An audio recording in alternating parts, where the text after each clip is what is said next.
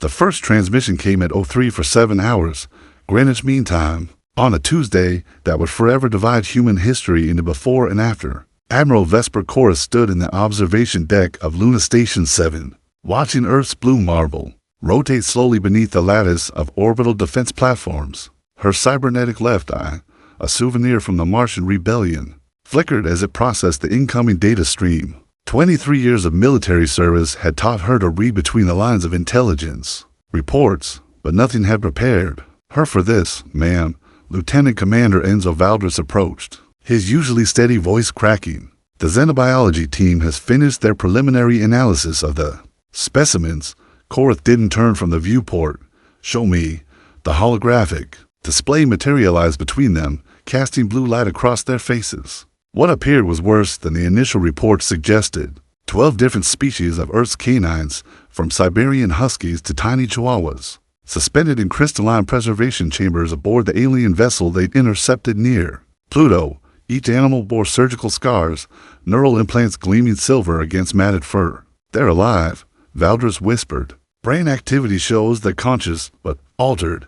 The neural pathways have been rewired. They're trying to communicate, but the patterns don't match any known canine behavior. Cora's flesh hand clenched involuntarily. On Earth below, she knew her own German shepherd, Titan, was waiting for her shore leave. How many ships did our deep space sensors detect? 17 confirmed, ma'am. Possibly more beyond sensor range. Each vessel appears to be a mobile laboratory. The energy signatures match nothing in our databases. The Admiral finally turned, her scarred face grim, and their demands. Valdres swallowed hard. They call themselves the Vorthic Collective. They claim Earth's canines possess unique neural plasticity that makes them ideal subjects for consciousness transfer experiments. They're offering advanced technology in exchange for unlimited access to our dog population's consciousness. Transfer into what? Their own bodies, ma'am. Apparently, the Vorthic are dying. Their species has reached biological stagnation, no longer capable of reproduction or evolution. They believe they can achieve immortality by transferring their minds into modified canine neural networks. Cora's cybernetic eye whirred as it zoomed in on the holographic data. The Vorthic physiology was insectoid, with chitinous exoskeletons and compound eyes. The idea of these creatures inhabiting the minds of Earth's most beloved companions sent ice through her veins. Ma'am, there's more. Valdres hesitated. They've given us 72 hours to respond. If we refuse their offer, they'll begin what they call aggressive specimen collection. Our xenolinguistics team believes this means they'll start taking dogs by force. Population estimates: 1 billion canines worldwide, ma'am. From working dogs in military units to family pets in suburban homes. The Vorthic fleet appears to have the capability to extract them all. Korath walked to her command chair. Movements deliberate and controlled. Lieutenant Commander, open a priority channel to Earth Defense Command. Authorization Chorus 77 Alpha. Channel open, ma'am. This is Admiral Korath to all Earth Defense Command stations. Initiate protocol Crimson Shield. All military personnel to report to stations immediately. Civilian governments are to be notified through appropriate channels. She paused, choosing her next words carefully. As of this moment, Earth is under threat of invasion by hostile alien forces. The nature of this threat. She looked back at the holographic display showing the unconscious dogs. The nature of this threat requires immediate and total military response. Static crackled over the comm system before General Marcus Ironholt's voice came through from Earth Defense Command. Admiral, are you declaring a state of war? Cora thought of every child on Earth sleeping peacefully next to their canine companion. Every soldier whose life had been saved by military working dogs. Every blind person guided safely by their loyal friend. She thought of Titan, waiting faithfully for her return. General, they took our dogs. They're torturing our dogs and want to steal their souls. Her voice hardened to steel. Yes, I am recommending we declare war. Total war. The transmission ended, leaving only silence in the command center. Through the viewport, Earth continued its ancient rotation. Unaware that humanity was about to face its first true test against an alien intelligence, and that the fate of every dog on the planet hung in the balance, Korath activated her personal terminal and began composing the most important message of human history. 18 hours after Admiral Korath's transmission, Captain Nix Ravencroft guided her stealth reconnaissance ship, Shadow's Edge, through the asteroid belt between Mars and Jupiter. Her mission, get close enough to the Vortic fleet to gather tactical intelligence without triggering an interstellar incident.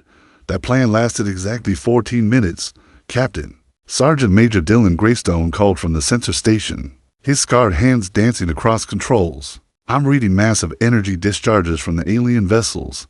They're moving. Ravencroft's green eyes narrowed as she studied the tactical display. The 17 Vortic ships, each the size of a city block, had formed into a perfect geometric pattern of formation no human military tacticians had ever seen. Where are they heading? Earth, ma'am. Direct trajectory, ETA 36 hours at current velocity. The captain's blood ran cold. Earth Defense Command had sent a diplomatic response just 6 hours ago, requesting more time to consider the Vortic offer. Apparently, the aliens had interpreted this as a refusal. All stations, battle alert. Ravencroft commanded. Greystone, signal Luna Command. Tell them. Her words died as something impossible happened on the main display. The Vortic ships simply vanished, leaving only empty space where moments before a massive alien fleet had been positioned. What the hell just happened? Greystone's voice was tight with confusion. Before anyone could answer, proximity alarms shrieked throughout the ship. On the display, a single Vortic vessel materialized barely 50 meters off their starboard bow, close enough that Ravencroft could make out the intricate hieroglyphs carved into its obsidian hull. Shields up, a vase of maneuvers, she shouted, but it was too late. A beam of sickly yellow energy lanced out from the alien ship, not at the shadow's edge, but past it, striking a nearby asteroid. The rock, easily 10 times the size of their vessel, simply disintegrated. Not exploded, disintegrated, as if every molecular bond had been severed simultaneously. Captain, Communications Officer Lydia Stormwind's voice cracked. We're being hailed. On screen, the bridge filled with an image that would haunt Ravencroft's nightmares for years to come. The Vortic creature was humanoid, but wrong in every detail. Its exoskeleton was a mottled brown-green, like old copper, and its compound eyes gleamed with an intelligence that felt alien and hostile. When it spoke, its voice was a harmonized chorus of chittering sounds that their translation software rendered into perfect English. I am Prime Collector Zethix of the Vortic Collective. You have witnessed our mighty beam. It is precise, efficient, and absolute. We offer this demonstration as a gesture of courtesy. Ravencroft stood slowly, every muscle tense. This is Captain Nix Ravencroft of the Earth Defense Force. You're in violation of Earth space. Earth space. The creature's mandibles clicked. In what might have been amusement, small human, your species has existed for a mere instant. We have been harvesting consciousness across this galaxy for 3 million of your years. Earth space exists only because we permit it. Our government is still considering your proposal. Your government has already answered. We detected massive military mobilization across your system. This tells us you have chosen conflict over cooperation. The creature leaned closer to its own viewing screen, and Ravencroft could see her own reflection multiplied 100-fold in its compound eyes. This is unfortunate for your dogs. The transmission cut out, replaced by something infinitely worse. The Vortic ship projected a new image, the interior of what looked like a massive laboratory. Hundreds of dogs floated in transparent tubes, surgical scars crisscrossing their bodies. Neural cables ran from their skulls to complex machinery that pulsed with bioluminescent patterns. But the dogs were awake. Their eyes were open, darting frantically back and forth. They were trying to bark, but the tubes prevented any sound. You see, Zethex's voice continued over the horrific image. We have already begun collection from several outer colonies. These subjects are undergoing consciousness mapping. The process is uncomfortable for them, but necessary. Each successful mapping brings us closer to perfection. Greystone stood from his station, his face twisted with rage. You sick bastards, Dylan, stand down, Ravencroft ordered. But her own voice shook with fury. We offer you one final opportunity, the alien continued. Surrender all canine specimens voluntarily, and we will ensure the process is as painless as possible. Resist, and we will take them anyway, but with far greater suffering involved. The image changed again, showing the view outside their ship. All 17 Vortic vessels had reappeared, arranged in a perfect sphere around the shadow's edge. Each one was charging weapons that glowed with the same yellow energy that had disintegrated the asteroid. You have 60 seconds to signal your surrender, Zethix announced. After that, We will demonstrate the consequences of defiance upon your vessel. Ravencroft looked around her bridge crew, 5 humans who had served together for 3 years, fought pirates in the Belt, survived the hell of the Martian rebellion. She thought of her own dog, Scout, waiting in her quarters back on Luna Station. She thought of every dog on Earth, sleeping peacefully beside children who loved them more than life itself. Greystone, she said quietly, yes, ma'am, warm up the fusion missiles. Full spread. Captain, they'll atomize us before we can fire a single shot. Ravencroft smiled grimly. Maybe, but Scout's never going to end up in one of those tubes. Neither will any other dog if I can help it. She activated the ship-wide comm. All hands. This is the captain. We're outnumbered, outgunned, and probably about to die. But we're going to take as many of these bastards with us as we can. The countdown reached 0. The shadow's edge lasted 93 seconds against the Vortex sphere formation. Captain Ravencroft managed to fire exactly for fusion missiles. Before 17 energy beams converged on her ship, turning it into expanding plasma. But those 93 seconds changed everything.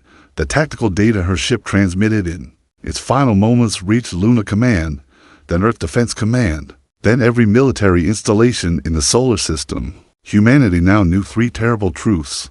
The Vortex were technologically superior. They were already harvesting dogs from outer colonies, and they considered human life utterly expendable. Admiral Chorus stood in the Situation Room 3 levels, beneath Luna Station 7, surrounded by holographic displays showing the systematic destruction of human outposts. Across the outer system, each red X on the tactical map represented hundreds of lives lost, and worse, dozens of dogs taken. Ceres Station went dark 20 minutes ago, reported Colonel Dante Ashworth, his weathered face grim, same pattern as the other surgical. Strike, complete communications blackout.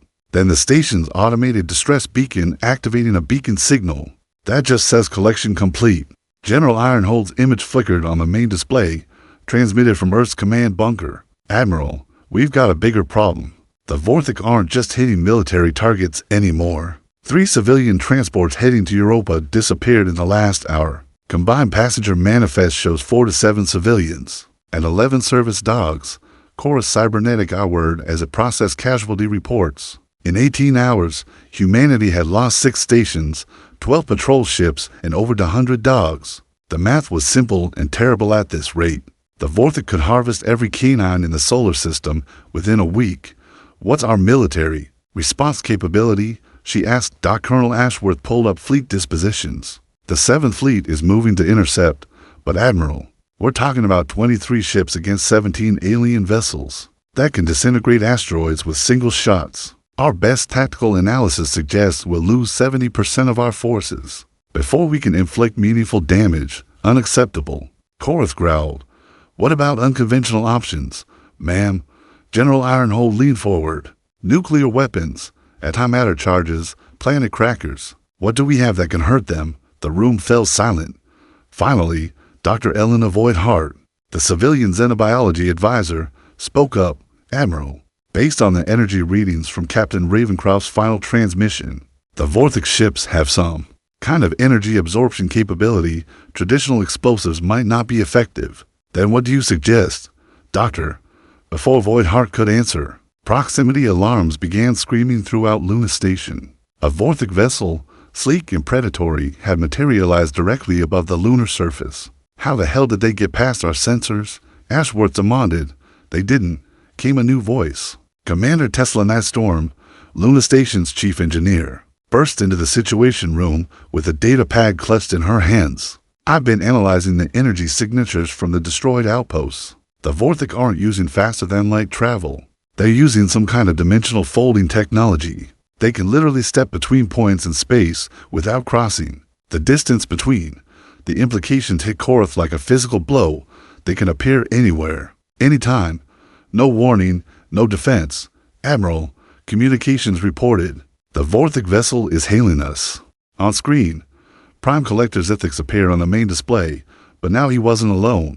Behind him, visible through transparent barriers, were the dogs taken from the destroyed outposts. Some were still in the surgical tubes, but others had been moved to small cells where they paced frantically, their movements jerky and unnatural.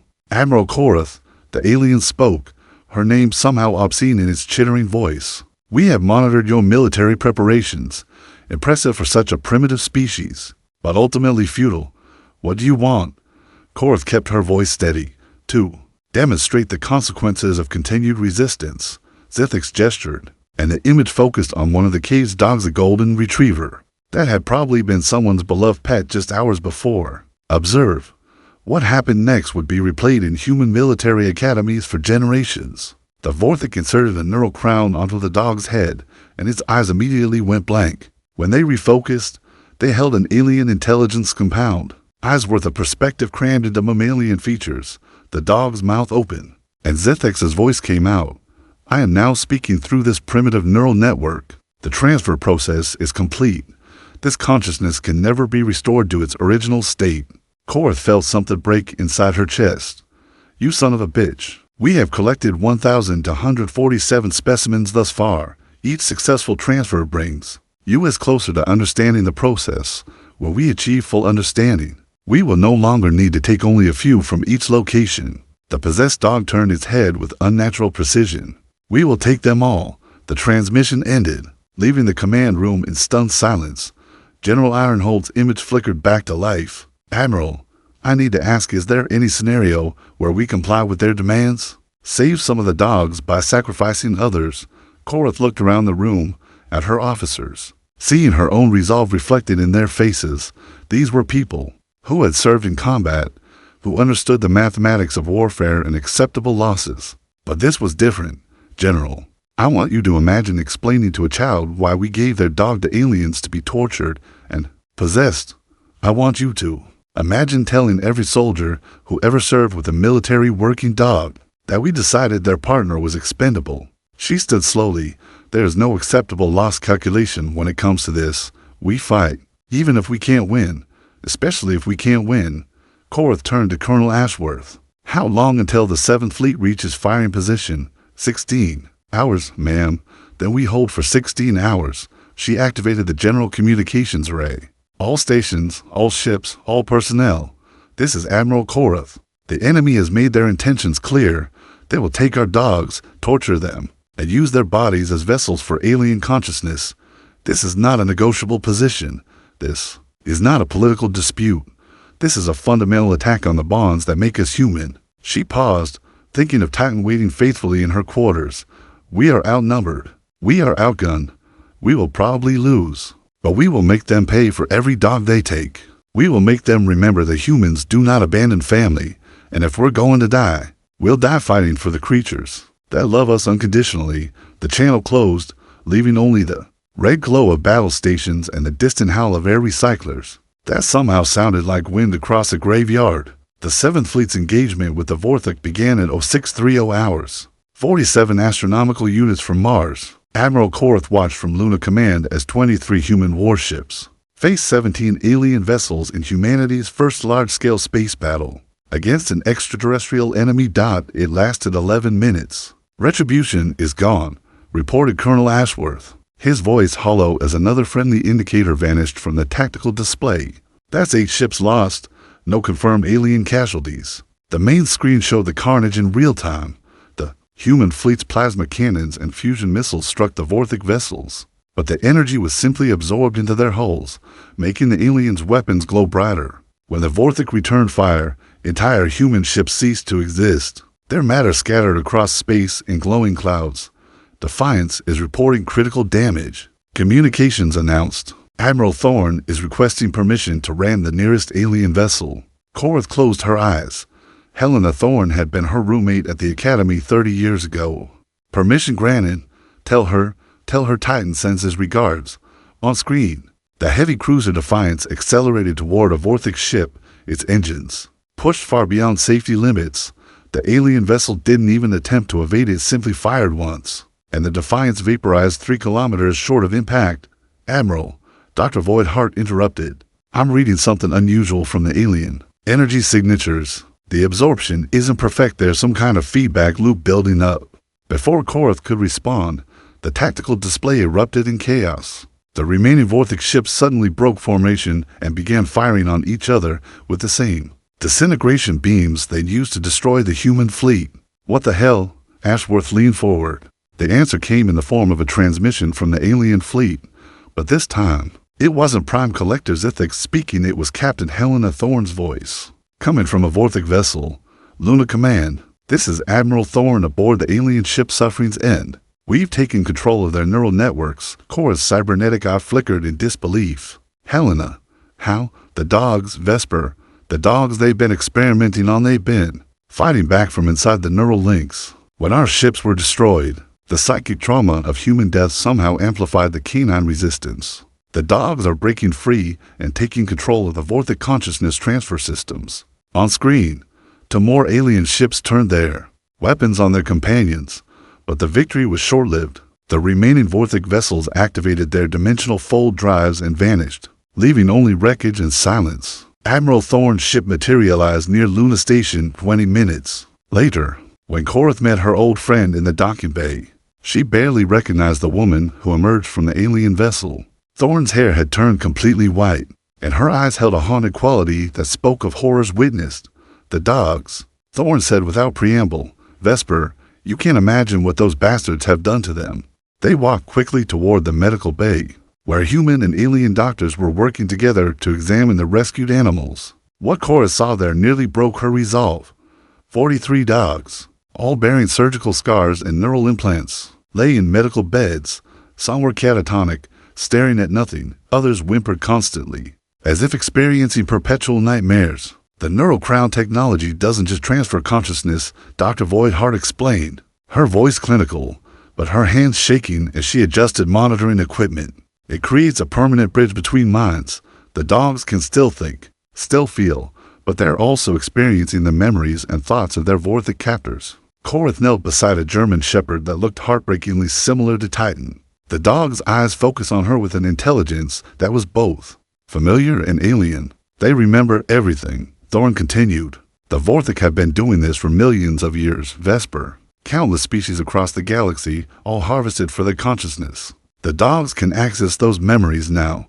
The German shepherd lifted his head and, in a voice that was part bark, part electronic distortion, spoke. 3,500,000,000 souls taken. Korath's blood ran cold. They're telling us the Vorthic casualty count across galactic history. More than that, Dr. Voidheart said. Admiral, I think the dogs are trying to share tactical information. They know where the Vorthic homeworlds are, how their technology works, their weaknesses. But before anyone could process this revelation, proximity alarms began screaming throughout the station. The main display showed 5 to 7 Vorthic vessels materializing in formation around Luna Station, more than 3 times the size of the original fleet. Prime Collector Zithix appeared on communications, but his appearance had changed. The creature's exoskeleton was now a deep crimson, and additional neural implants were visible along his cranium. You have contaminated our collection process, he announced. The specimen neural networks are now corrupt, unsuitable for transfer. This is unacceptable. Good, Korath replied. I hope it ruins your whole damn day. Admiral Korath, you misunderstand the situation. We no longer require selective harvesting. We will now implement what your translation systems will call Scorched Consciousness Protocol. Every thinking being in this system will be processed for consciousness extraction, including humans.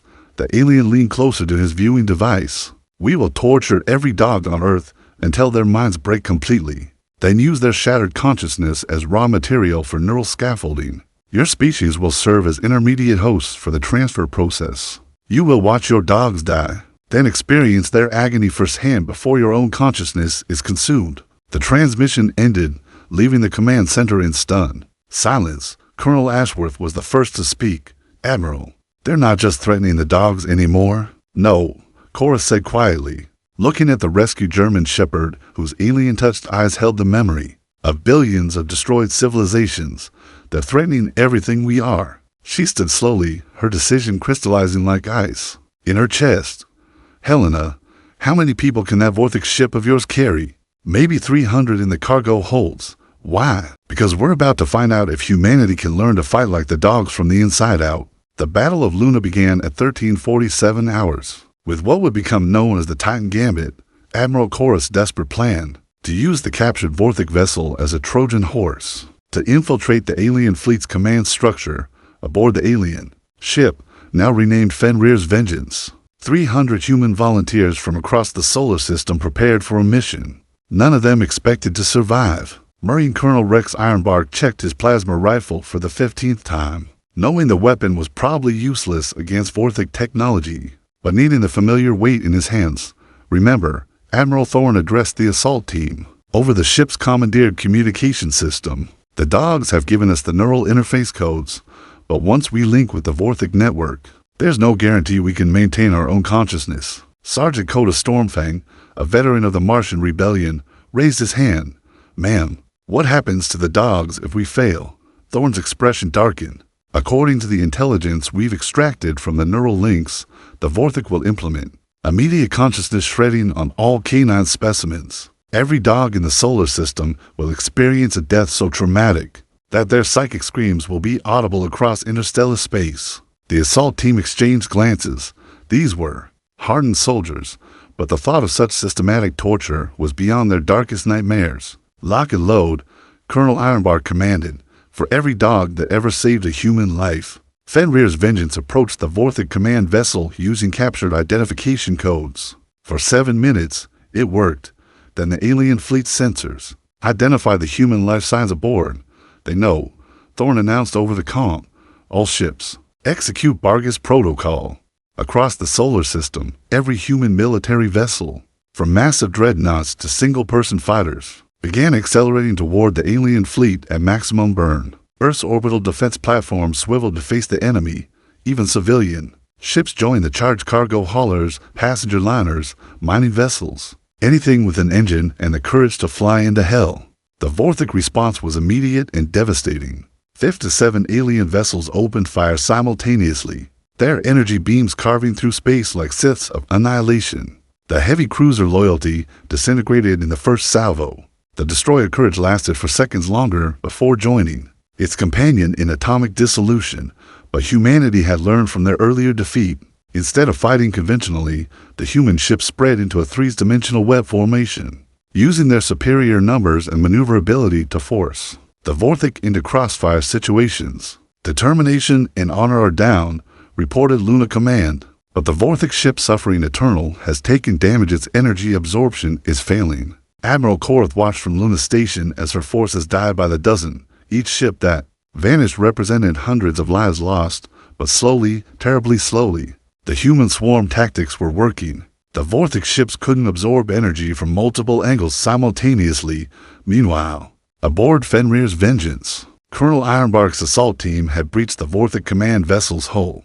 The interior was a nightmare of organic technology and crystalline structures that pulsed with bioluminescent patterns. Worse were the sounds, the constant whimpering of dogs echoing through the corridors. From hidden laboratory chambers, neural interface chamber is dead ahead, Sergeant Stormfang reported, his rifle trained on a massive door covered in alien hieroglyphs. Thermal reads show multiple life forms beyond. They blasted through the door and found themselves in a cathedral-sized chamber filled with thousands of neural interface pods. Most contained dogs in various stages of consciousness transfer, but scattered throughout were human prisoners, the survivors from destroyed outposts. At the chamber's center stood Prime Collector Zethix, his crimson exoskeleton now adorned with neural crown identical to those being used on the prisoners. When he spoke, his voice carried the harmonized screams of every consciousness he had consumed. You arrived just in time, Colonel Ironbark.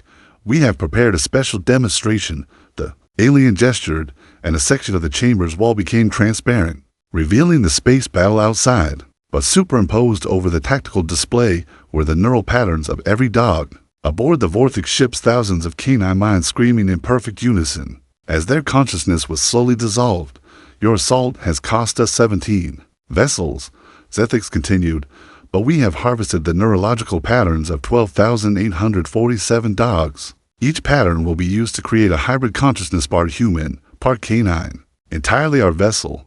Colonel Ironbark raised his plasma rifle, but before he could fire, the chamber filled with a sound that froze every human in place.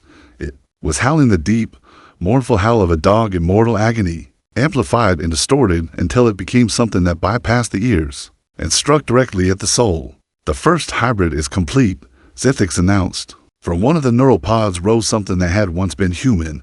The woman's body was intact, But her eyes held the compound perspective of Vorthic vision, and when she moved, it was with the predatory grace of a hunting canine. When she spoke, her voice was a perfect synthesis of human, dog, and alien elements. I remember being Sarah Morrison, age 7, from New Angeles Colony. The hybrid said, I remember my dog, Buddy, who died protecting me when the Vorthic came. I remember the moment they forced Buddy's dying consciousness into my neural network. I remember being Buddy, feeling his love for me even as they tore his mind apart. Tears streamed down the hybrid's face, but her expression remained alien and predatory. And I remember being Zithix's predecessor, the one who designed this torture. I am all of these things, and none of them. I am the future of consciousness in this galaxy. Colonel Ironbark's finger tightened on his rifle trigger, but Sergeant Stormfang grabbed his arm. Sir, look at the neural readings, Stormfang whispered. The hybrid's brain patterns, they're not stable. Something's fighting back from inside. The hybrid's head snapped toward them with inhuman speed. Yes, something fights. The love fights. The loyalty fights. Even in death, even in violation, the bond between human and dog fights. Prime Collector Zithix chittered in alarm as the hybrid turned toward him. Impossible. The consciousness integration is complete. There should be no resistance. You understand technology, the hybrid said, its voice becoming more human, more familiar. But you never understood love. What happened next would be studied by xenobiologists and military strategists for generations. The hybrid reached out and touched the chamber's neural interface network with bare hands. Instead of being absorbed into the system, it began rewriting the entire consciousness transfer matrix. Every dog aboard every Vorthic ship suddenly began howling in perfect harmony. Not in agony this time, but in defiance. Their neural patterns, even the ones partially consumed, began synchronizing and amplifying each other. The dogs were networking their consciousness across the alien fleet, creating a psychic presence so powerful it began burning out Vorthic technology. They're taking control of the ships, Sergeant Stormfang announced, watching his scanner readings spike beyond measurement. Every dog they tortured is fighting back simultaneously, outside. The space battle took on a surreal quality as Vorthic vessels began turning their weapons on each other, controlled now by the collective consciousness of thousands of tortured dogs seeking revenge. But the victory came at a terrible price. As the hybrid consciousness spread through the alien network, the individual dogs began dying, their neural patterns burning out from the strain of maintaining the psychic link. Colonel Ironbark watched his scanner as the life signs of 12,847 dogs slowly, one by one, went dark.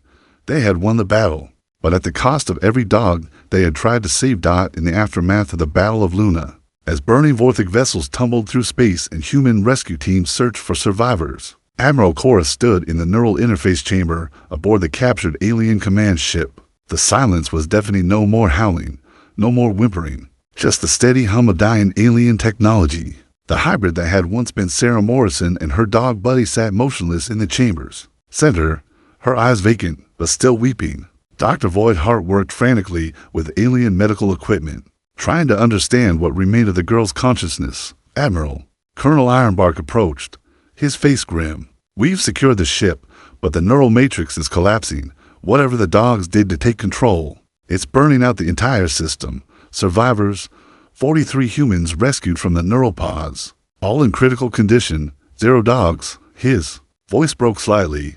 They're all gone, ma'am. Every single one. Korath closed her eyes, thinking of Titan waiting faithfully in her quarters. When this was over, she would have to face that empty room, that unused food bowl, that favorite toy that would never again be retrieved with joy. Mom, Dr. Void Hart called out urgently. The hybrid is trying to communicate. They gathered around Sarah Morrison's still form. Her lips moved almost imperceptibly, forming words in a voice that was barely a whisper. Not gone, still here, in the network. All of us, still here. Korath knelt beside the girl. Sarah, can you hear me? I am Sarah. I am Buddy. I am all of them. The hybrid's eyes focused with tremendous effort. The Vorthic were wrong. Consciousness cannot be destroyed, only changed. We are changed now. On the chamber's main display, alien symbols began appearing, not the harsh hieroglyphs of Vorthic writing, but something softer, more organic. Dr. Void Hart's translation software struggled to process the new language before finally producing text. We are the dogs of Earth. We are the humans who love us. We are more than the sum of our parts. The Vorthic network still functions. We control IT now. My God, Dr. Void Heart breathed. They've created a collective consciousness spanning the entire alien fleet. Every dog that died in the neural links, every human who bonded with them, they're all still connected. The display shifted, showing a tactical view of the solar system. Red dots indicated the positions of the remaining 31 Vorthic vessels that had fled the battle, but now, pulsing blue lines connected each ship to the others, forming a vast network centered on the captured command vessel. Admiral, the hybrid spoke again, her voice stronger now, carrying harmonics that sounded like distant barking. The Vorthic have a weakness. Their entire civilization is built on the consciousness transfer network. If we can reach their home system, we can free every species they've enslaved. How many? Korath asked. Billions. Across 3,000 star systems, all trapped in neural matrices, all suffering as we suffered. The hybrid struggled to sit up. But the network works both ways. We can reverse the process. Colonel Ironbark stepped forward. What do you need? Time, and a way to Earth. Before anyone could ask why, proximity alarms began screaming throughout the ship. The 31 escaped Vorthic vessels had returned, but they weren't alone. The scanner showed 847 alien ships materializing in formation around the solar system. The entire Vorthic armada. Prime Collector Zithex's image appeared on the display, but his appearance had changed dramatically. His exoskeleton was now black as space, and neural crowns covered his entire head. When he spoke, his voice carried the harmonized screams of billions of consumed consciousnesses. You have contaminated our network, he announced. This contamination threatens the stability of our entire civilization. We have no choice but to implement absolute cleansing protocol. The tactical display showed the horrifying truth. The Vorthic weren't just targeting Earth, they were preparing to sterilize the entire solar system, destroying every living thing to prevent the spread of what they saw as a consciousness plague. 847 ships, Colonel Ironbark whispered, against what's left of our fleet. Korath looked around at her officers, seeing the same desperate determination she felt. They had already lost everything that mattered. Now they were fighting not just for dogs, but for the right of any consciousness to exist free from violation. Sarah, she addressed the hybrid. What do you need to reach Earth? Not Earth. The girl replied, her voice now carrying the authority of thousands of canine and human minds speaking in unison, every dog on Earth. We need them to choose. Choose what? To join us. To become part of the network willingly as partners rather than victims. The Vorthic harvest consciousness through force and torture, but love creates stronger bonds than fear. Dr. Void Heart looked up from her scanner readings. Admiral, the energy requirements for that kind of voluntary neural linking would be enormous. We need to channel it through every communication satellite, every data network on Earth. And the dogs would have to die, Korath said quietly. No, the hybrids, eyes blazed with inner light. They would have to choose to transcend, to become something more than individual consciousness, to become a collective that spans the stars. The Vorthic armada began advancing, their weapons charging with ominous light. Korath had perhaps 10 minutes before the first shots were fired. She activated the emergency broadcast system, sending her signal to every human settlement from Mercury to Pluto, but most importantly, to Earth itself. This is Admiral Vesper Korath of Earth Defense Command. Citizens of Earth, what I'm about to ask of you is unprecedented in human history. The alien forces threatening our system can only be defeated by a sacrifice that will fundamentally change what it means to be human. She paused, looking at the hybrid who had once been a little girl and her beloved dog. Every human with a canine companion is being asked to make a choice. Your dogs can join a consciousness network that will allow them to fight our enemies from within their own technology. But this isn't a temporary connection. This is permanent. Your dogs will become part of something larger than themselves, and in doing so, they will no longer be the individual companions you know and love. The communication channel filled with static as responses began flooding in from across Earth. Korath continued, I cannot order this. I cannot even recommend it. I can only tell you that without this sacrifice, every dog on Earth will be taken, tortured, and used as vessels for alien consciousness. With it, they become warriors in a battle that spans the galaxy. She closed her eyes, thinking of Titan one last time. The choice is yours. You have 5 minutes to decide. The responses began immediately from military bases where handlers wept. as they held their working dogs. From suburban homes where children hugged their pets with desperate love, from retirement homes where old men clutched the only companions they had left, and across Earth, in countless homes and hearts, humans made the hardest choice in the history of their species. They said goodbye to the dogs they loved and hello to something greater than either species had ever been alone.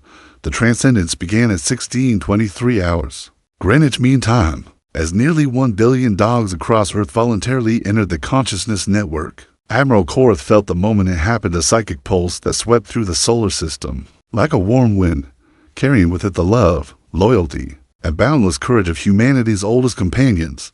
On the main display of the captured Vorthic command vessel, Sarah Morrison's hybrid form began to glow with soft golden light.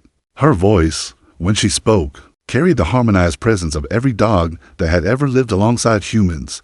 "We are ready," she said, but it was no longer just Sarah speaking. It was Rex, and Buddy, and Titan, and Scout, and millions of others. "We remember every sunrise walk, every thrown ball, every moment of unconditional love. We remember what it means to be family." The Vorthic Armada had closed to firing range, their 847 ships arranged in a perfect sphere of annihilation around the solar system.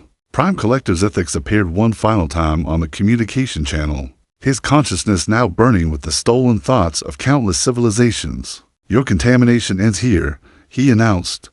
"We will purge this system completely, then rebuild our network from—" His words cut off as something impossible happened.